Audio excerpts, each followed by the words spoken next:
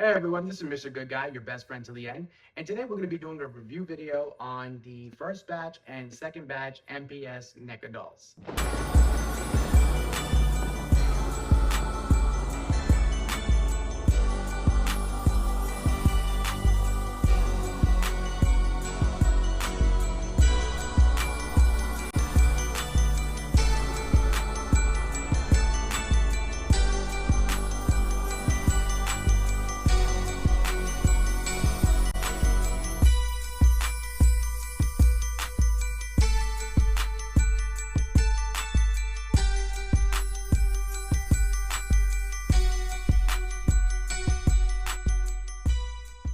Now, before we get into this video, I just want to put a disclaimer on this really quick before we start. First and foremost, this video is only meant for entertainment purposes and just to have fun.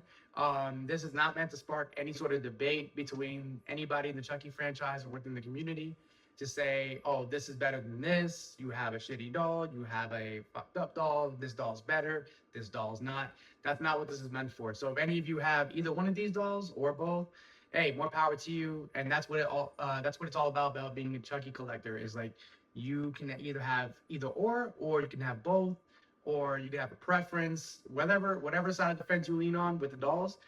That is your own personal perspective and position. And it's all about respect for others and whatnot. We're all Chucky fans here. We're all here to enjoy the franchise. We're all here to enjoy being Chucky doll collectors. And that is the whole purpose of intent in this video. Okay, so please do not by any means harass each other in the comments about like what doll's better or whatever the case may be. If you have either one, hey, these dolls have a lot of great pros and cons to them. So with that being said, let's get into the review. And as I'm going through the pros and cons list of these dolls significantly and individually, I'm going to keep track of them on my handy dandy clipboard here, and I'm going to go from A to Z as to top to bottom as to what is good and bad about each of these dolls. So first and foremost, we're going to start off with the hair. It's a little bit coarse and thinner, but this was on the pro side. So it's a little bit tad darker compared to this second batch. But I actually like it because there's actually a lot more texture. There's a lot more availability. There's a lot more hair on the sculpt in order for you to style it the way you need to, in order for you to play with it. If you're trying to style it in a certain direction or in a certain way to be more accurate to the film, there's a lot more hair on the wig in order for you to actually play with. Then we're going to go to the head sculpt. The head sculpt is basically the same sculpt as the second one. Obviously, this being the first batch, this is the original version. The airbrushing and tone and bruising around the scars, you're going to notice that a little bit more. And as we go into the video, you guys are going to see close-ups similar to what I did in the last video with the Ultimate Chucky. That way you guys can see a little bit more detail and a little bit more in high definition as to what I am talking about here. So what you're seeing in the video here is that you're going to start seeing airbrushing a lot more significantly around the bruising of the scars, around the cuts. So what you're seeing is that little deep purple, and it basically is to simulate bruising around each of these cuts after Tiffany sews them in the film. And one thing you will notice, some of you probably individually have noticed in certain cases with your own personal dolls, one time you'll see some hits or misses in some of these areas. So in my case, with this personal scar right here on the doll, you'll see a miss of paint around this particular area. In some cases, you don't really see that. And on this doll, it actually looks like they did a good job of making sure they covered every little bit of ground with the paint job on the scars. And as you can see here, the color they use for the red is slightly darker than what you'll see on the second batch. Eyebrows, right here, the eyebrow hairs are significantly flared out on both eyebrows, and they're not as refined as the second batch version. Now we're going to move over to the eyes. The eyes have a much deeper color and hue of the blue. There's a lot more blue than white within the eyes.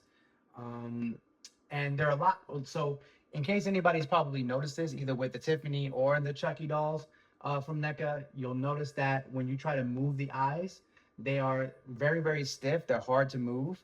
And that's a good thing in terms of trying to keep a certain level of posability on the eyes in case you want them to look in any sort of direction with the head tilted or just head straight. However, it does make it a little hard to move them, especially if you're somebody who's actually put your bare hands on the doll. So this could lead to one or two things. One, if your hands are dirty, it'll lead to smearing on the doll. You can get the face sculpt dirty. Or the second part is if your hands slip for any reason and you have long nails, it could potentially scratch the paint job on the sculpt. So in terms of the eye placement and in terms of posability, it's pretty good. However, there is a little bit slight of a bad side to that. So it really depends on the owner of the doll in terms of posability. Now we're gonna move into the cons. Obviously, each one of these dolls, even whether you're TOTS, NECA, or custom, preferable. Basically, these dolls are foam body, and they have a very, very delicate level of foam here. Very hard to move. And in case anybody has not noticed yet, when you purchase these NECA or TOTS dolls, there are instructions and on the box that specifically state that these dolls are not meant to be played with. They are not toys. They are display pieces.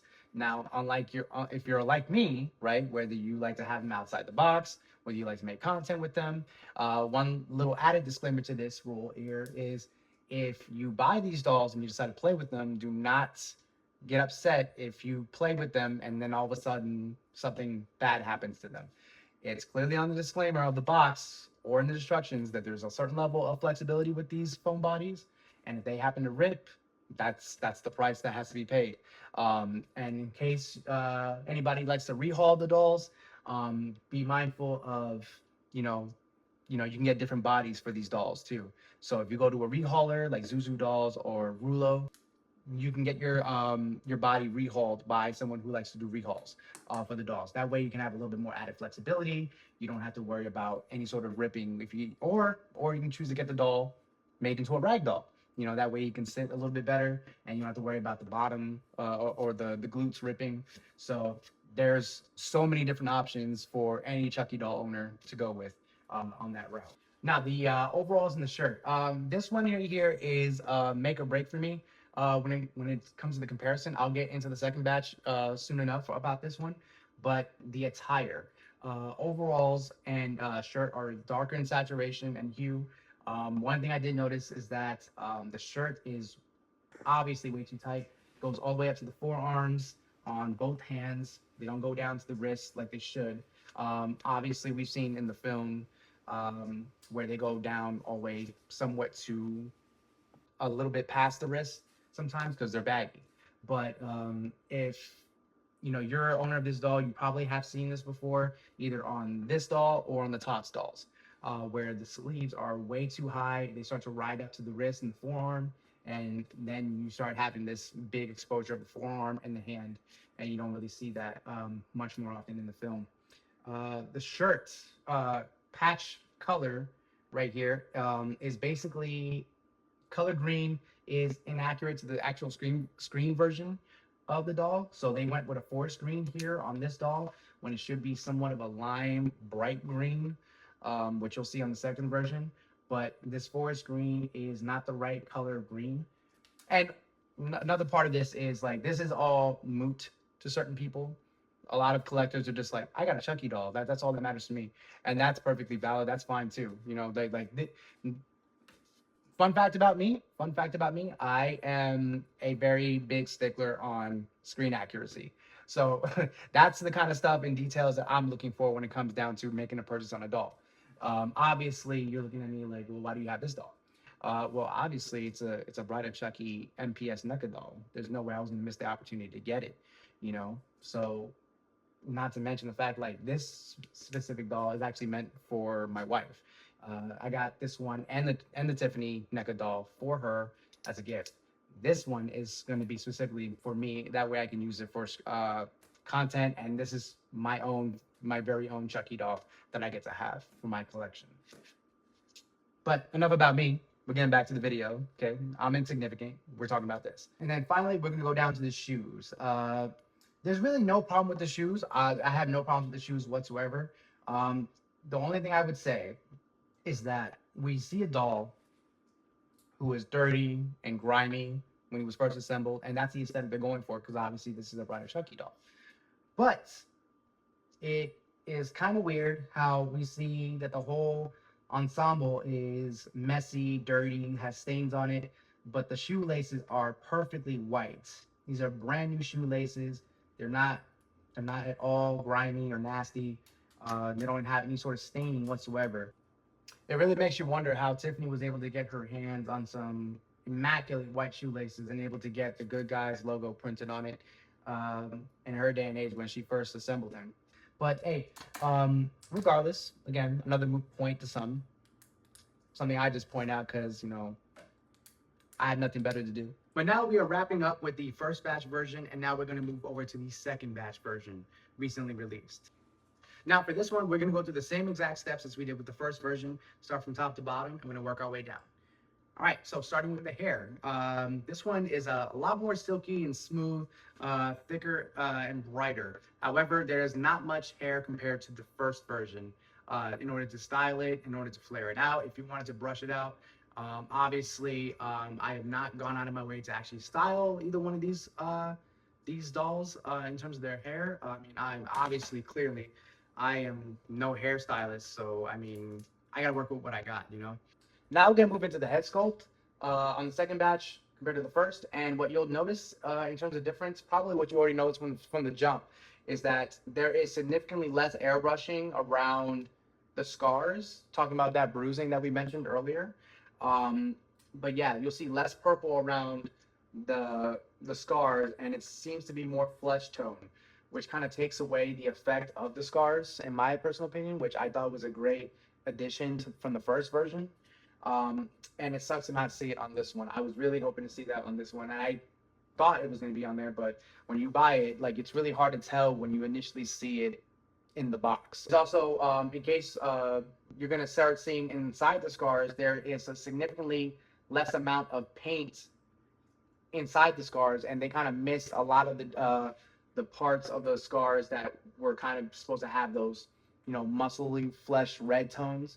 And you're not going to see that on this particular doll. Now, again, one other point I want to make to this is that what you see on my dolls right now in this video, you might not see on your own.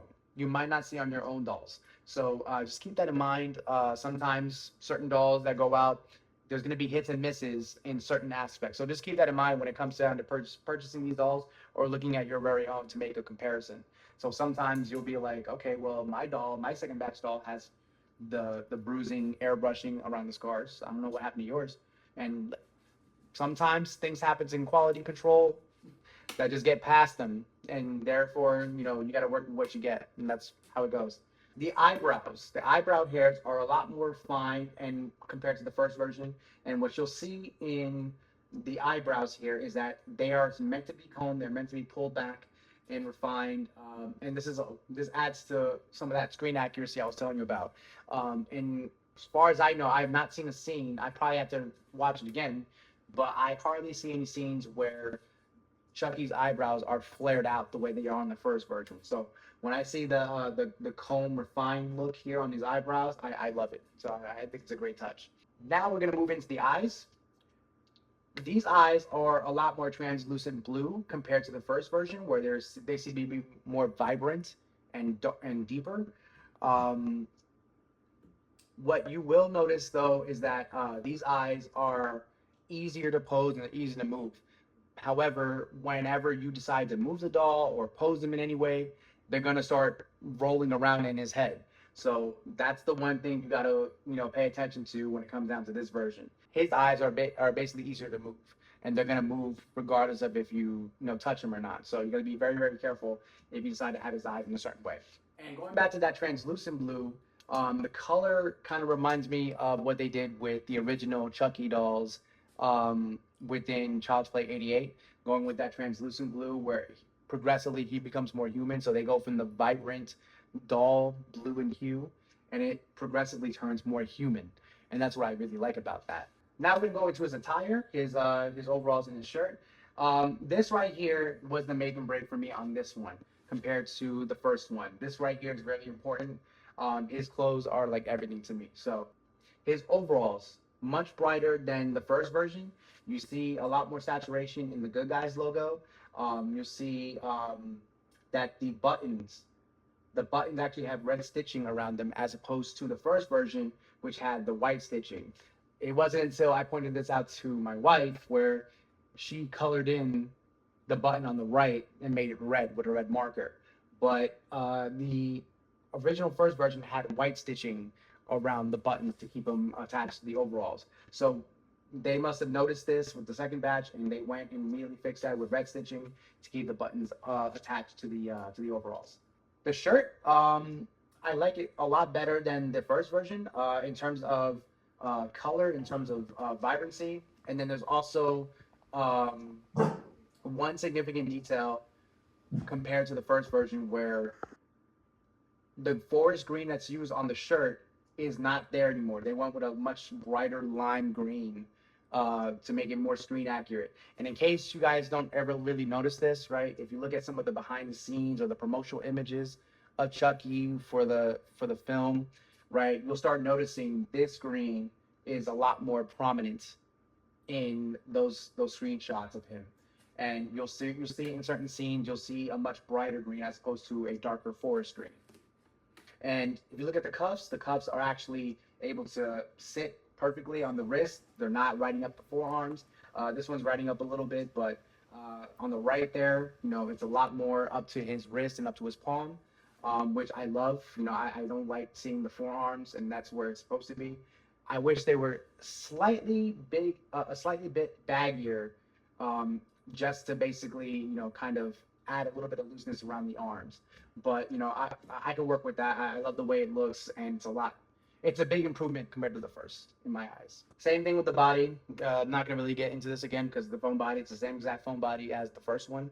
It's still pretty rough to move, limited posability, so I'm not going to get into that. Same exact one as the first. Shoes are the same exact sculpt of the first one. However, if you look at the color of the shoelaces, they are stained. They have a stained brown or red look to them. So they obviously looked at the first one and they said, okay, this is way too clean. So they actually dirtied them up a little bit, added like a little bit of a brown tint or a red tint to them, and they look much closer to the color of the actual shoe itself in the white stripes area. And the Good Guys text is actually pretty condensed and somewhat smaller than the first version. Now that I covered everything from top to bottom on both of these, I just want to get into some common consistencies that I noticed from both of them. First and foremost, hands, same exact size, same exact sculpt. They didn't really do anything different with these. Like I said, compared to the foam bodies, they did, you know, a tremendous job with the foam bodies. But however, arms and hands are a little bit clunky, right, and big. However, compared to the head and the size of the hands and whatnot, they're still proportionate to each other. So there's really not much of a difference in that aspect, but they both look great. Stitching in all the same places. I noticed that all the stitching is the same in right places in terms of the shirt, in terms of the overalls, in terms of the face sculpt. So they didn't miss on that aspect. So it's the same exact stitching all the way around. Hands posability for props. Now, obviously, any Chucky doll collector is really big on this. There's no way you possibly can't. And some people like to preserve their dolls in certain ways. But if you're like me and you plan on putting them in display cases or proudly displaying them anywhere in your home, you're probably going to end up putting a knife in his hand, or you're going to put something from the franchise that's iconic with the character in the doll's hands in some way, or wrap it around his neck.